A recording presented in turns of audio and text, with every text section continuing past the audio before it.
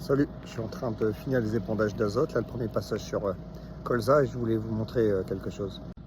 Là dans cette parcelle, j'ai une zone là au milieu où il n'y a pas de févrole, parce que la trémie était vide tout simplement et ça représente même pas, ouais, ça représente 1 hectare sur la parcelle. Donc je voulais finir la parcelle à l'époque sans aller recharger, mais je me suis dit c'est sympa, ça va faire un témoin.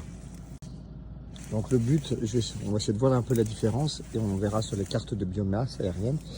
Donc vous voyez, là ici on a les colzas donc avec de la févrole, avec une densité suffisante, mais pas on va dire extraordinaire, c'est pas très dense. Et les colzas n'ont pas rougi spécialement. Vous voyez, ils sont un peu tassés, mais ils n'ont pas rougi. C'est-à-dire qu'ils n'ont pas, on va dire, un manque de soit d'azote, soit de phosphore. Donc au niveau, on va dire une carence en nutrition. Et là, si on passe de l'autre côté, vous voyez, en densité, c'est difficile de dire si c'est plus dense ou pas. Je pense qu'il y a à peu près les mêmes nombres de pieds. Mais là, vous voyez, le colza a un comportement assez différent. Il a beaucoup plus marqué l'hiver. On a beaucoup plus de feuilles rougeâtres et des feuilles basses où la plante a essayé de remobiliser ses éléments. Et donc ça, c'est valable pour à peu près toute cette partie-là, vous voyez.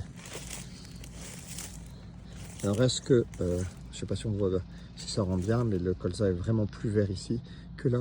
Est-ce que les racines, est-ce que ça vient de la symbiose avec, avec les légumineuses? Les racines des févroles acidifient et aident à absorber, à baisser le pH autour de ces racines, sauf que dans mon secteur, j'ai pas un pH élevé, on est autour de 6, 5, 7, donc c'est pas l'hypothèse à retenir.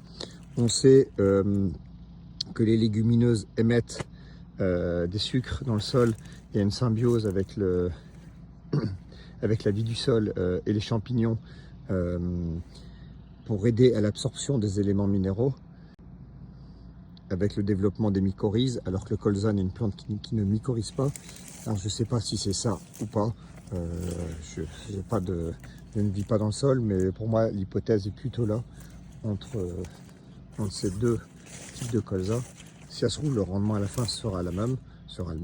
On verra. Je vais regarder les cartes aussi de biomasse. La cartographie de biomasse aérienne, vous voyez, nous montre quelque chose de différent. Pourtant, il en ressort une zone plus verte avec une plus grosse biomasse sur la zone sans févrole, mais sur le terrain, on voit autre chose. À mon avis, les satellites sont faussés par la févrole en train de mourir. Ça fait quelque chose de noir, donc ils croient que c'est de la terre. Résultat, à la moisson.